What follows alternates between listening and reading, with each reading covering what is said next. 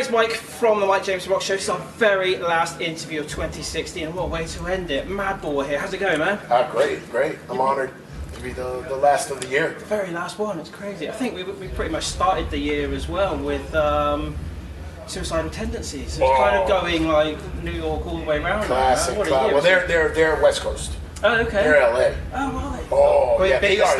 That'd be like almost as bad as turning up to an interview with a New York band wearing a Patriots jersey. Oh, that's No, Suicidal are the West Coast band.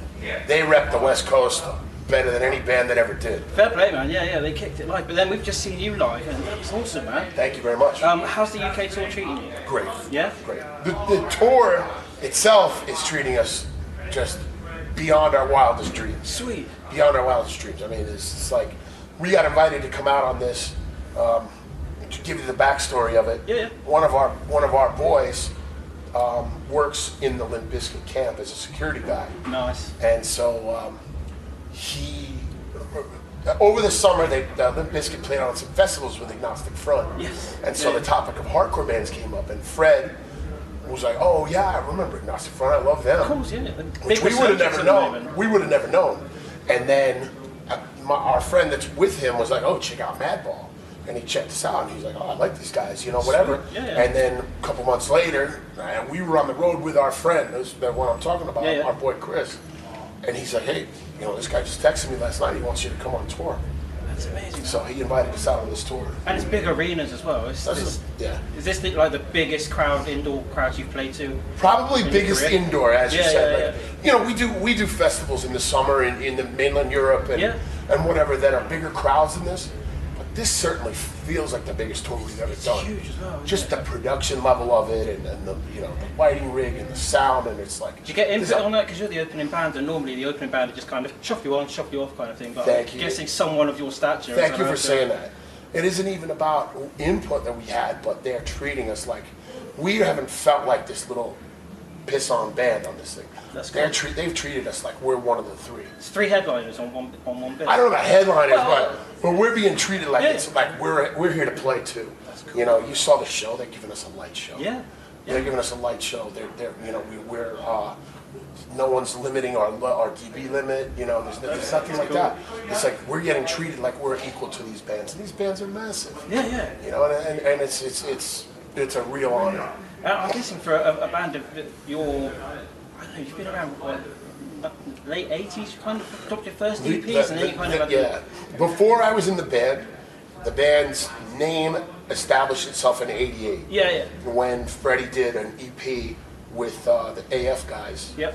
And then it floated around doing some stuff like that until about '93, '94, and it became an actual touring band. Because there was in that era as well, there's such a diverse range. You had the sort of the death of the hair metal, grunge came in, but you still had hardcore was still true to its own roots, and always has been all the way through now as well.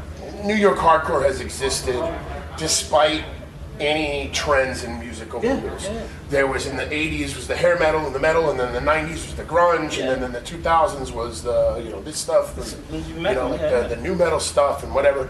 New York hardcore has just always just done its own thing.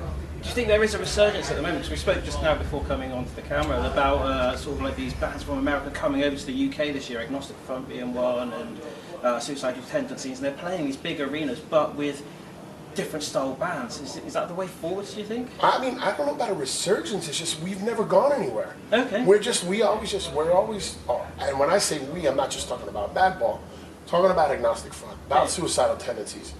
We're still running the flag up the pole every night, and we've been doing what we do for this long. Those bands have been doing what they do for this long. It ebbs and flows, and there's good periods and there's bad periods. But we do what we do. It just kind of it exists despite whatever else is going on. We do what we do. That's it. It's hardcore's like its own entity, and everyone seems to think it's quite angry, but there's so much positivity in it as well. And you guys definitely sell it as one of your selling points is the positivity. It's positive anger. Yeah. It's release of anger. It's release of we want to see people down there getting out everything they had in their life that day and that week. Come to the show, and get it out, have a good time, have fun, but let some of that aggression out. Are you finding that there's obviously the old school fans that are maybe going to the pit, but are you finding it's a lot of new fans you're gaining, especially off this tour as well? That's why we're here. Yeah. That's why we're here. And I look at the faces out there, and it's like, we've done 5 of these shows. Tomorrow night's the last night. We get the center in there, and it might be 15, 20 of them. It might be 50 or 60 of them, doesn't matter. I see our T-shirts in there, and hardcore kids, and they're in that pit getting it going. Yeah. And we give them all the credit in the world, because this is a pricey ticket for somebody cheap, now. Yeah, especially right before Christmas as Exactly, well. and especially like, if those kids aren't the type of people that, like, maybe we're the only band they want to see. To spend that money to come see us, we're unbelievably flattered by that.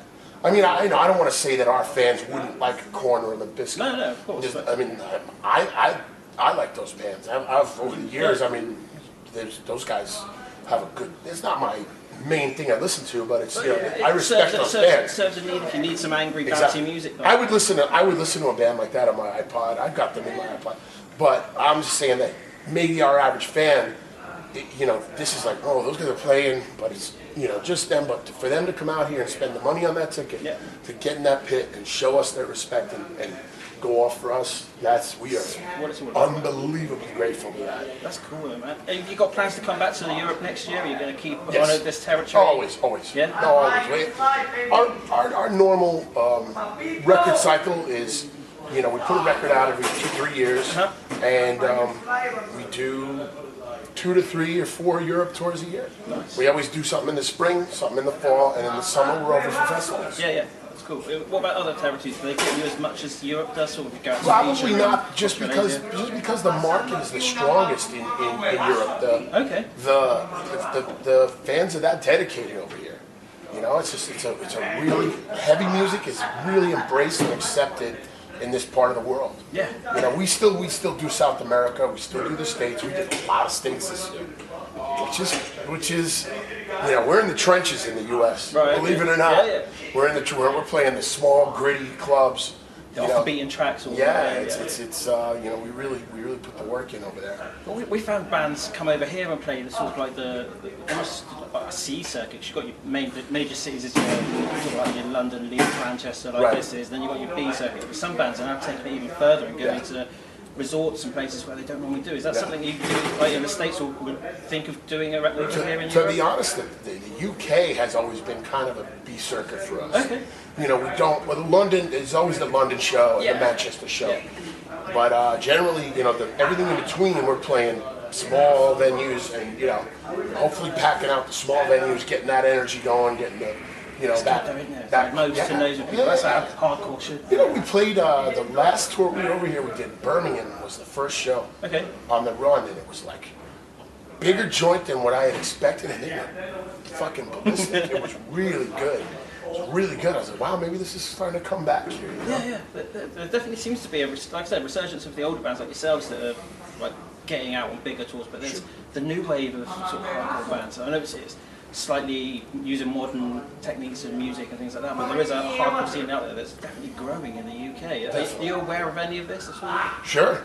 I mean, we see, there's a generation of bands out there now that are, I wouldn't say it's like a retro movement, but they sound like hardcore again. Yeah, I know what you mean. And I remember in the late 90s and the early 2000s when Hatebreed came out, and I'm not even slightly talking shit on those guys, because they are a legendary band. They're good friends of ours, and they earned every ounce of success that they've got. They busted their asses. But they kind of set this trend of that metalcore, and it was like all of a sudden every band was just like a go, that real heavy chug, and nothing wrong with that. But what I like is the new generation that seems to be coming out now is a lot more pure hardcore. Like it's got that punky vibe. It's got that not even so much punky, but so much it's just got that 80s, 90s influence to it. And it's a little bit of a resurgence in the older sound. Because the kids are going through their parents' CD collection. They're like that kind of 18-year-old. They're like, yeah, it's true. That's 40 odd or whatever. It's just we're like, getting oh old, my man. God. Yeah. Mate, it's been an absolute pleasure having a bit of a chat with you. I hope the rest problem. of 2017 is just as good as 2016. Let's hope. And I hope you have a good Christmas and stuff, man. Thanks You very too, much. man. Cheers. Cheers, buddy. Cool. Thanks, Sweet. man. That was sweet.